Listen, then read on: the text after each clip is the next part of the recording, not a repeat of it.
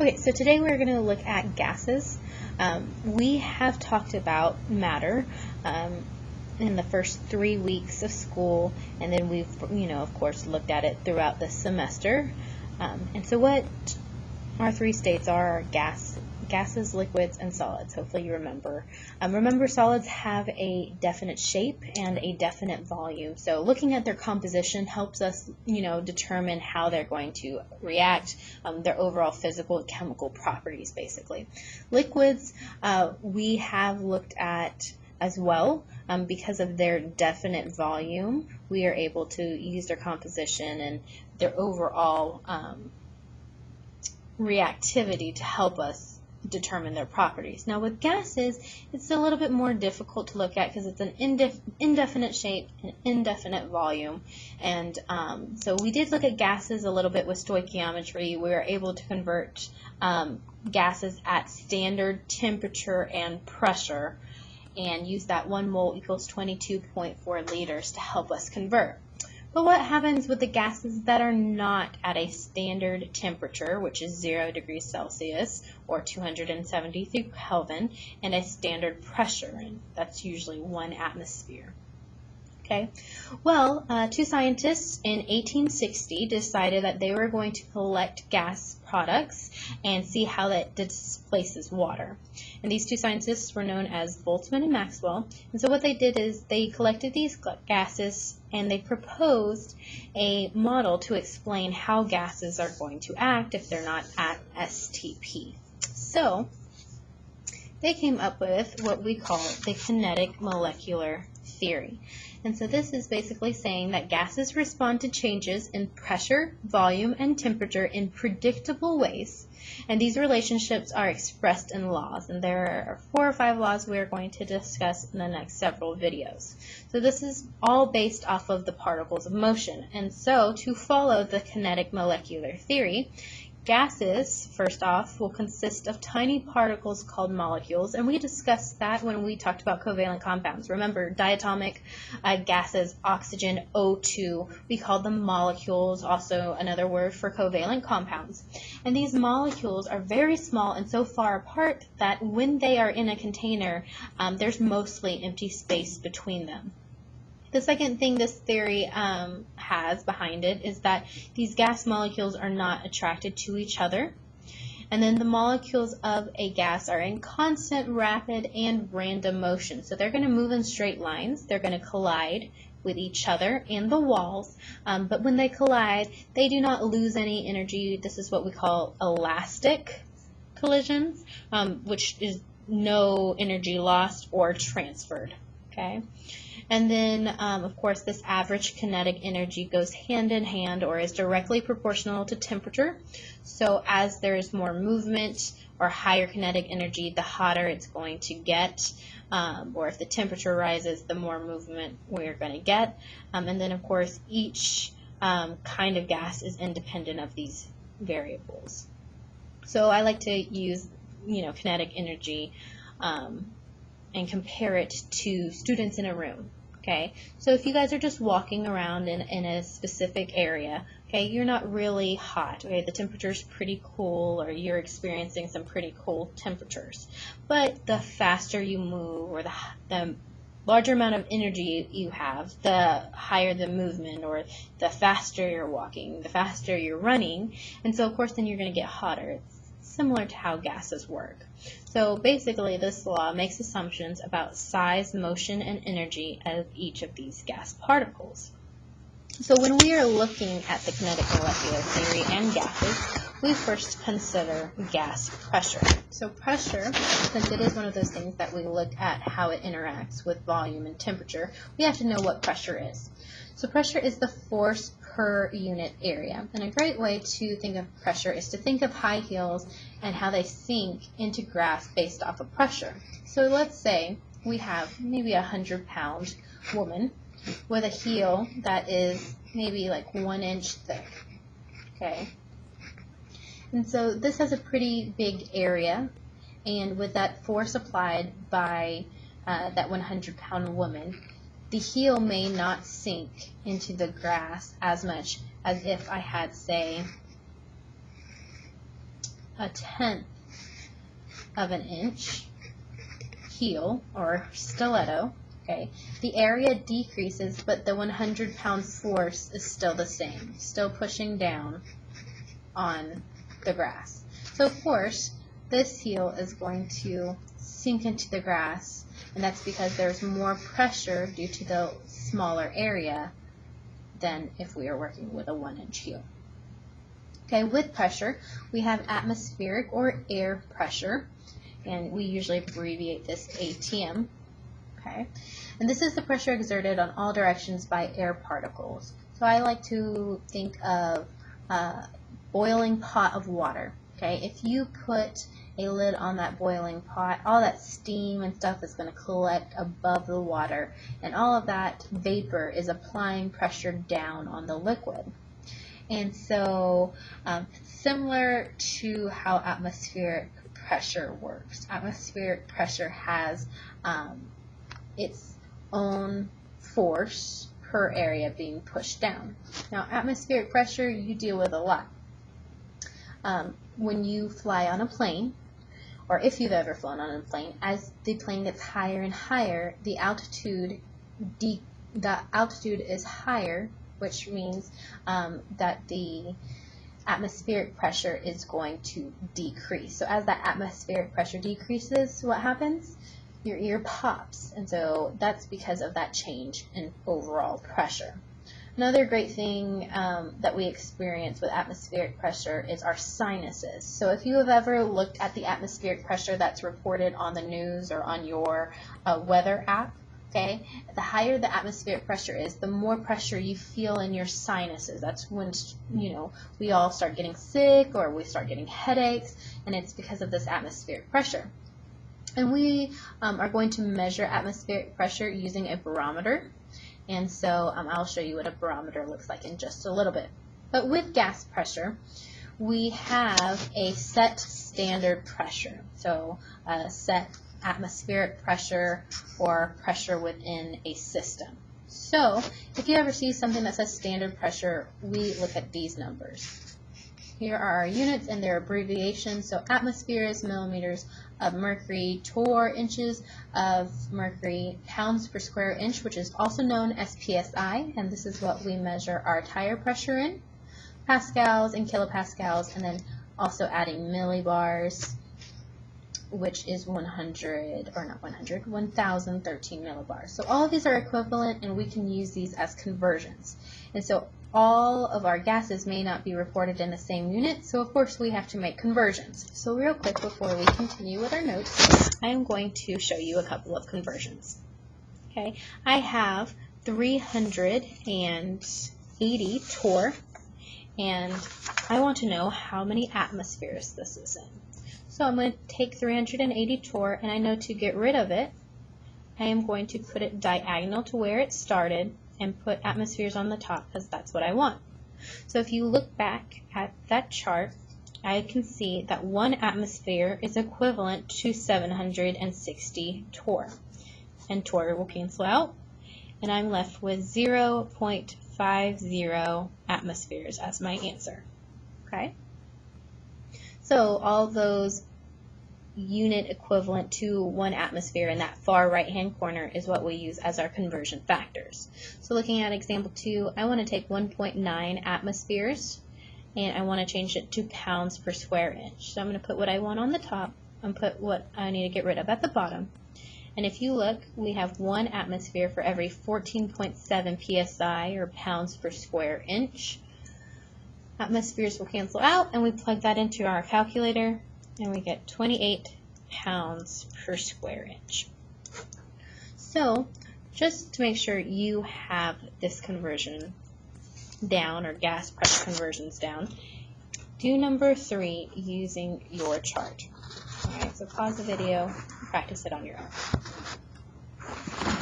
Alright, so hopefully you paused it and solved this before you waited for me, but 3.17 kilopascals converted to atmospheres by putting it on top and kPa at the bottom. I have 101.325 kilopascals for every 1 atmosphere. kPa will cancel out, and you're left with 0.0313 atmospheres.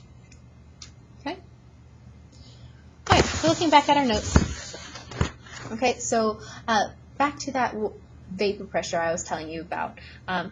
I compared vapor pressure to, of course, atmospheric pressure. But, of course, you need to know what vapor pressure is first before you can fully understand that example. So I do apologize. But vapor pressure is the pressure exerted by a vapor over a liquid. So just like that boiling pot of water, you can see that steam collecting over the water. That's applying pressure down. And because of this pressure, we are able to boil things, or we have boiling points. So temperature at which vapor pressure is equivalent to external atmospheric pressure gives us our boiling points. And the best way to explain that is to look at how water boils, on sea level and above sea level. So, say you're cooking spaghetti here in Georgia. Okay, we're at sea level. So our atmospheric pressure is 101.3 kilopascals. That's standard. So if we have water that's 70 degrees Celsius, its temperature is greater than its vapor pressure. Okay, and so what happens is bubbles of vapor cannot form in water, and it does not bubble. Okay, whereas at the boiling point, so we raise it to 100 degrees Celsius, the vapor pressure is equivalent to the atmospheric pressure, so we get bubbles, it starts boiling. Well, remember what I said about higher elevations or higher altitudes. Okay, as we get higher, the pressure is going to decrease. So it's decreased down to 34 kilopascals. So at 70 degrees Celsius, the vapor pressure and atmospheric pressure are actually the same, and so we can boil water at 70 degrees Celsius on Mount Everest. Okay? All right.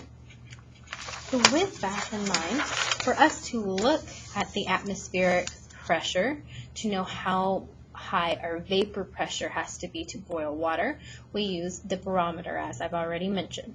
Barometer is usually some device where atmospheric pressure pushes down on it, and there's a vacuum attached. And as the pressure is put down, the pressure exerted on the mercury column will read a specific amount, and the difference tells us how much pressure there is. So 760 millimeters of mercury for this diagram. A manometer, or a manometer, it depends on how you pronounce it, is an instrument used to measure gas pressures within a closed container. Okay, so it is a trapped way to look at specific pressure values. So the manometer in a closed system has a closed end here, but then you have a valve filled with gas that you can open. And before you actually expose any gas to it to determine the pressure, you have a level of mercury or some type of liquid here, and when it's equal, that means no pressure is being added. And you're going to have to excuse this document camera, it's shifting in light. Let's see if I can fix that. Oh, made it a little worse, so we're just going to have to deal with shadows.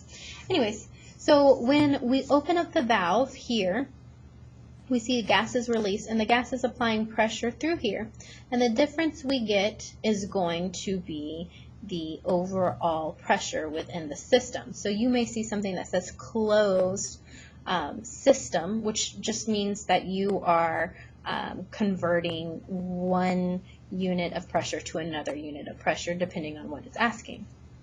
But occasionally, you will be asked about the other system, the open system. So as I've mentioned to you, closed system, okay, gas is the only thing that is applying pressure, so the difference in levels will tell you how much gas pressure you have or how much pressure is in the system.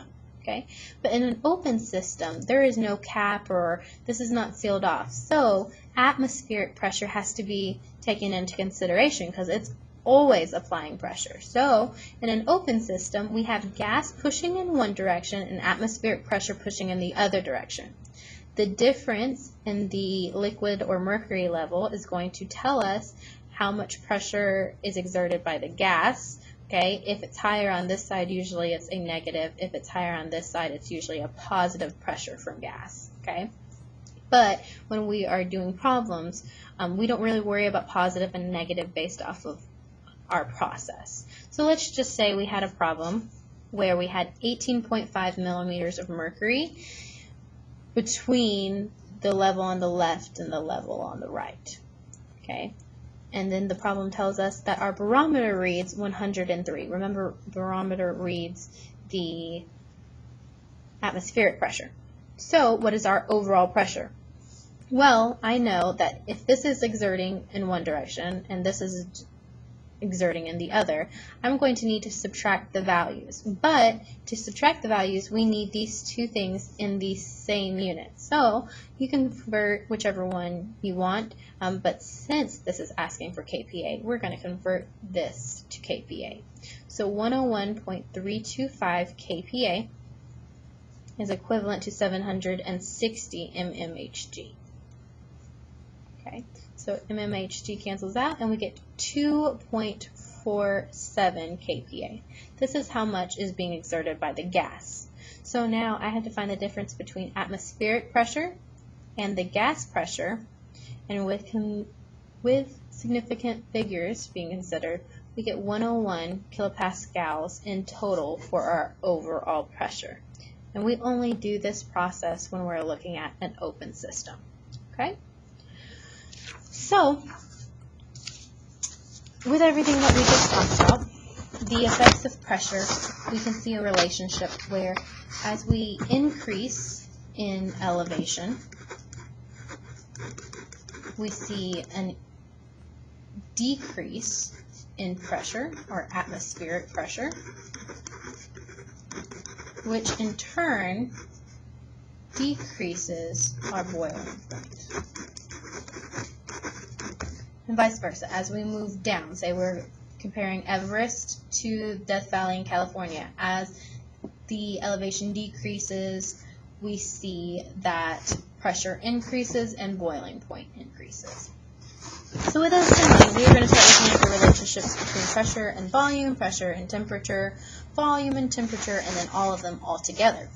So first we look at Boyle's law. Boyle's looked at a constant temperature. So when we are looking at anything that says temperature stays the same, a constant temperature, or temperature is not even included in the problem, we look at Boyle's law. And this is where pressure and volume are inversely proportional. Hopefully you remember inversely proportional means as one goes up, the other one goes down. So we use the equation P1V1 equals P2V2, where P1 and V1 are our initial values, or what we start off with, and then the 2's are our final values. So looking at these containers, we can see the relationship between pressure and volume. So in a container, we put a stopper in it, and there's 1 atmosphere of pressure applied, and there's 10 liters total that the gas or the particles are taking up. If we double the pressure to 2 atmospheres, what happens is the volume decreases to 5 liters. So we can see that they are all in a smaller space, bumping into each other a little bit more. And then if we double the pressure again to 4 atmospheres, the volume decreases again to 2.5 liters, and they are very, very cramped. Okay? And so if we used a chart or a graph to show this, I have pressure increasing on my x-axis, and it shows that volume is decreasing as pressure increases. So before we move on to our other laws, let's look at a couple of examples of Boyle's law. So Boyle's law, a sample of gas occupies 2 liters at 760 torr. Calculate the volume it occupies at 1.25 atmospheres, and it should be at the same temperature. Use this wording. So the first thing you want to do is take inventory of what you have. Okay, first off, it says at the same temperature. So this means we are going to use Boyle's law. All right, no temperature is involved. So we have P1, V1 equals P2 and V2. Okay, so let's find out what P1, V1, P2, and V2 are. Okay, so P1 is usually the initial pressure that they say, so 760 torr, and then 2 liters is the initial volume. Calculate the volume, right, V2 if it occupies 1.25 atmospheres. So the first thing you can do before you plug this into your equation is you have to make sure all of the units are the same on both sides. So P1 has to have the same unit as P2, V1 as V2. So you can choose which pressure that you're going to change, but you're going to simply use your standard pressures to help you convert from torr to atmospheres. So we're actually working with 1 atmosphere for P1. Okay? So now that all of them are in the same unit, I can plug this into my equation. I can just put 760 torr times V1, which is 2 liters, equals P2, which is 1.25 times V2. And then we just solve for our missing link. V2, to get it by itself, I divide each side by 1.25. That becomes a 1. Divide this side by 1.25 atmospheres. Or not. Oh, goodness. This is supposed to be 1 atmosphere.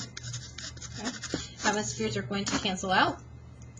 And you are left with 1.60 liters. Just liters is all that was left for V2. Okay.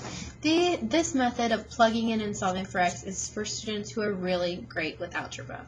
But for those who struggle with moving around equations and keeping units, I would prefer you to use this method. First, you are going to move around the equation. Okay, so you want V2, so I want to get V2 by itself. So I'm going to get rid of P2 by dividing. So what I do to one side, I do to the other. P2 is going to cancel out and become 1. And so the real equation I'm working with is V2 equals P1 V1 divided by P2. And then from there, we just plug in our numbers. P1 was 1 atmosphere times V1, which was 2 liters, divided by my 1.25 atmospheres, and then this way you're not moving a bunch of stuff around like atmospheres here and atmospheres here, and you can clearly see atmospheres will cancel out for V2 and you still get 1.60 liters. Whatever way works for you that you know will not create any errors for your units or your overall moving around numbers, then it's your choice. Okay? Let's do one more Boyle's law before we move on. Okay? Second example is a mass of O2 occupies 7 liters, so that's V1, under a pressure of 740 torr. Determine the volume, so it wants you to find V2 if the same mass of gas at standard pressure has the same constant temperature. So if the temperature remains the same or is constant, we don't worry about it, we use Boyle's law, but it also doesn't give us P2 here. But it does say standard pressure. Well, I told you guys standard pressure is found on that chart, so you can choose any number off that chart. My suggestion is the one that has the same unit as P1, so that's 760 torr. So I'm looking for V2. So remember P1 V1 equals P2 V2. You can either plug it in first or go ahead and move your equation around, so then that way you have V2 by itself. So V2 equals P1, which was 740 torr, times V1, which was 7 liters, divided by P2, which is 760 torr. Torr cancel out, and V2 now is 6.82 liters. Okay, so that is Boyle's law. So now let's bring in temperature. Temperature is a measure of the average kinetic energy of the particles in a sample of matter. So the faster particles are moving, the hotter it is, the slower they're moving, the colder it is. But when we are looking at particles, we have to consider absolute zero. Okay? And so Kelvin's scale, of course, was discovered by someone called Lord William Kelvin. And he found out that at 0 degrees Celsius, so right here, we still had particle movement, and that should make sense because air is still moving, we're still living at 0 degrees Celsius. But as we go below freezing, of course, that is going to change everything. But at negative 273, you know, that's not as pretty of a number as 0 degrees Celsius.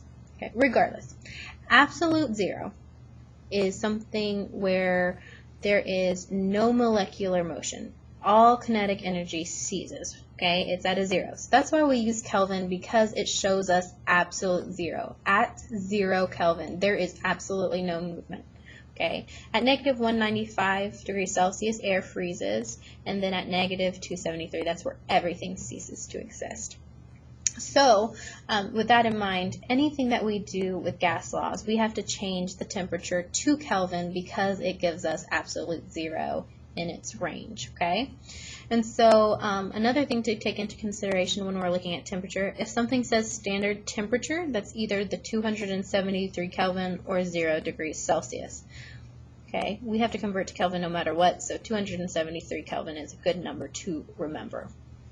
Alright, so with that in mind, we are going to bring temperature into the game using Charles' law. Charles' law is where temperature and volume are directly proportional, so as one goes up, the other one goes up, and then pressure is constant. So, a great example of this is a balloon. Alright, in this picture you can see that we put a balloon in ice water and it decreases. Okay, what is happening is the temperature decreases, so the kinetic energy, the motion decreases. So we don't have all those gases pushing against the walls as fast or as hard, so the volume decreases. But when we take that balloon and we put it in boiling water, temperature increases, increasing the kinetic energy. So all of those molecules are moving really fast, pushing against the balloon walls, increasing the volume. It's kind of like when you take a balloon from Party City and you bring it out into the cold or into your car. It starts to shrink, and that's because the temperature causes that kinetic energy to decrease and that volume to decrease as well, and they become smaller. But if you take it into your warm house, it's going to return to normal because that kinetic energy starts increasing along with the temperature increase, and so you have a lot more push on the balloon and the volume will increase. Same thing goes for this container right here. If I take a container and I decrease its volume to 300 milliliters and I contain a 1 atmosphere pressure, okay, at 150 Kelvin, you can see that they're moving at a moderate, or the molecules are moving at a moderate pace. Whereas right here, okay, I heat it up so the volume increases because they're moving significantly faster, okay, and that increases the volume.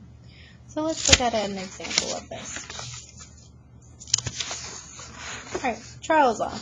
A massive neon occupies 4 milliliters at 100 degrees Celsius. Find the volume at 0 degrees Celsius, and the pressure is going to remain constant. Pressure remaining constant, or the fact that it doesn't mention anything else about pressure, tells me I'm using V1 over T1 equals V2 over T2. So let's take inventory of what we got. V1, its initial volume was 4 milliliters. T1 is 100 degrees Celsius, and remember we need this in Kelvin, so we add 273 to it and get 373 K. No degree sign needed. V2, it's saying we're looking for volume, so I put a question mark here, and then T2 is 0 degrees Celsius, add 273. We're working with 273 Kelvin. Okay? So from here, you have two options. Okay? You can either plug it in directly or move the equation around in several different ways. It is your choice. Okay, so with this in mind, you are going to either plug it in, so you could have done 4 milliliters divided by temperature, which is 373, equals V2 over T2, which is 273 Kelvin. So, you know, to isolate V2, you're going to multiply each side by 273. Multiply by 273, and it goes into the numerator, and you plug that into your calculator. And when you plug that into your calculator, you get, I believe it's 293 milliliters. Or 2.93, sorry. Alright, So this method is for those who are really great with algebra and moving it around. Remember, not every missing link is going to be in the numerator. Sometimes it's going to be in the denominator, so you can't just multiply each side to get it by itself. So my suggestion is to move the equation around first. Okay, so you can either isolate V2 by multiplying each side by T2, and you would still get T2 times V1 equals, or over T1, or cross multiply, which is usually the safer bet, right? So I cross this over. This numerator now is multiplied by this denominator, so T1 times V2 equals V1 times T2. Okay, and it seems a little bit longer, but when we have temperature missing, it will definitely save you in the long run. So I'm looking for V2, so I'm going to divide each side by T1, and that cancels out, and then T1 here. So V2 equals V1, which is 4 milliliters, times T2, which was 273, divided by 373, which was T1. Kelvin cancel out, and you still get 2.93 milliliters. Okay, so that's Charles' law. The third law we look at is called Gay-Lussac's law, and this is where volume is constant, but pressure and temperature are directly proportional. So as one goes up, the other one goes up as well. So P1 over T1 equals P2 over T2. So looking at these containers here, I am maintaining the same volume at 1 liter. Okay, but this one on the left has 150 Kelvin as its temperature, so there's only 1 atmosphere of pressure here. Okay, whereas on the right we have a Bunsen burner heating it up to 300 Kelvin, so we can see that its pressure doubles. Okay, that's why we never put anything with a completely sealed lid on the stove. Okay, if you took a can and you heat it up on the stove, the pressure would build up so high inside that it would explode, and that's something you should never do. This law also applies to our pressure cookers or our Instapots, okay? So there's high pressure on the inside that increases the temperature and cooks it faster. So as you heat up your pot, you're going to have that temperature increase, increasing the pressure overall. And so that increase in pressure and temperature will cook things faster. Okay, and it's a set volume because you seal off the lid right here, and it has a pressure gauge so you can make sure the pressure doesn't get too high. When you open a pressure cooker or an Instapot, you have to release the pressure because the pressure is so high within. So you usually can take off this little cap right here and then slowly release pressure and then open the lid. And you have to be very careful with pressure cookers because they can build up so much pressure and explode. Okay, you may have heard of certain Instapots exploding. Alright, with that in mind, we have practice problems. Here's our Gay-Lussac's practice problem. A steel tank contains CO2 at 27 degrees Celsius. So that's T1. And of course I have to add 273 to it, so we get 300 Kelvin. And then it goes on to say, and it is a pressure of 11. So that is P1 atmospheres. Determine the internal gas pressure, so P2, when the tank and its contents are heated to 100 degrees Celsius. So T2 100 degrees Celsius plus 273 equals 373 Kelvin. Alright? And so with this, we are going to just plug it into our equation, alright, and solve for x. Or for those of you who, need to be just a little bit more careful and not make any mistakes, we're going to cross multiply and move the equation around first. So T1 times P2 equals P1 times T2. And since I'm looking for P2, I'm going to isolate it by dividing each side by T1. So I'm really working with P2 equals P1 times T2 divided by T1. So let's just plug in our numbers. P1 is 11 atmospheres. T2 is 300 Kelvin, or not 300 Kelvin, 373 Kelvin. And then divided by T1, which was 300 Kelvin. Kelvin cancel out, and we plug this into our calculator and get 13.7 atmospheres. Okay, so that's Gay-Lussac's law. You may solve for temperature, pressure, you may solve for the initial or the final, depending on what the question's asking you. You'll get plenty of practice in your unit sheet. Okay, so then let's look at what happens when all of these are combined. So when we're looking at Charles, Boyle's, and and Gay-Lussac's law, and we're going to ignore Avogadro's law for now, we can combine it into what we call combined gas law, where P1 V1 over T1 equals P2 V2 times T2, and this is just showing us the relationships. We know pressure and volume are indirectly proportional, that's why they're multiplied, whereas pressure and temperature or volume and temperature are directly proportional, and so we divide them. So we combine all three laws into this combined gas law, and so you can be given just this equation and be able to solve for any of these laws. So let's say Boyle's law, we know temperature is constant, so we just cross out or hide temperature, and it gives us Boyle's equation, P1 V1 equals P2 V2. Well, pressure is constant, or it's not given, so I hide pressure, and I get V1 over T1 equals V2 over T2. Same thing goes with volume. If it's not used or constant, cover it up. We get P1 over T1 equals P2 over T2. Or sometimes it gives you all three values, and so you're going to use the entire equation. So let's look at an example of this. When 2 liters of gas at 760 torr and 27 degrees Celsius is expanded to 3 liters at 77 degrees Celsius, what is the final pressure? So we need to take inventory, right? We want to know P1, P2, we want to know V1, V2, and T1, T2. P1 says 760 torr, and then it's paired with 2 liters and 27 degrees Celsius, which we add 273 to, and we get a total of 300 Kelvin. Okay, it says what is the final temperature, so I know this is in question.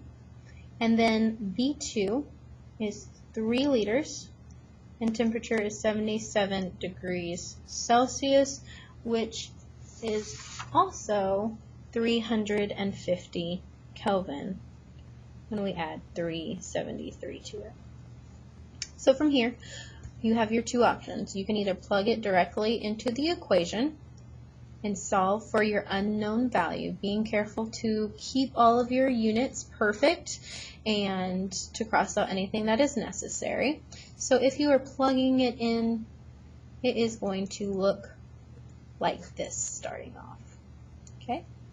And so the first thing you do to isolate P2 is multiply each side by 350. So this becomes 1, and we put 350 right up here in the numerator. Okay? And then to get P2 by itself right here, we're going to have to divide each side by 3. So that becomes 1. Divide this side by 3. Okay, but remember that when you divide a fraction by something, it's actually multiplying. So this will actually become 3 liters. Not 3 liters.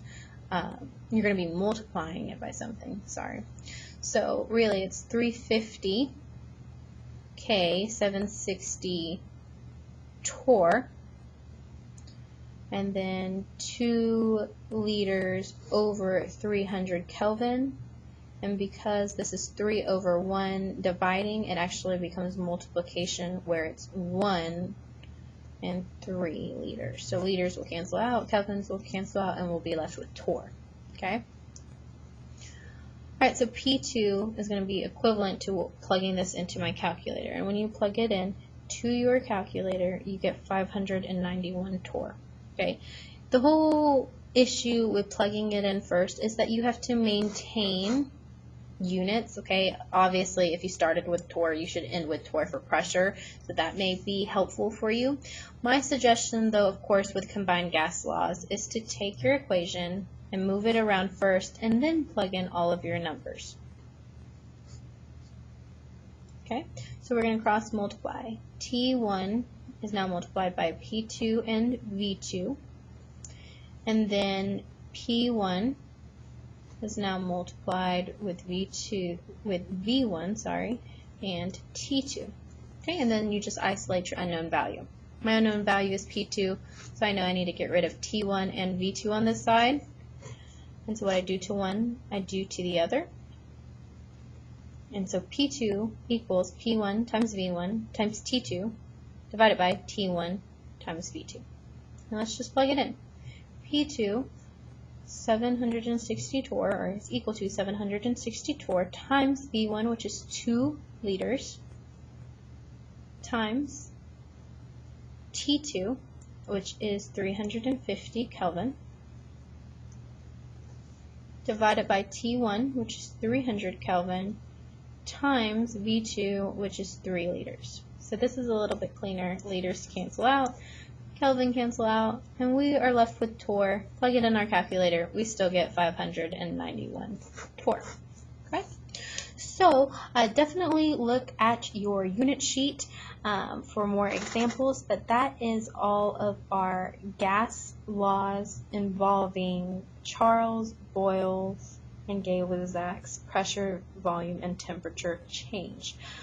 The next video that we are going to look at will describe ideal gas laws, so definitely look out for that.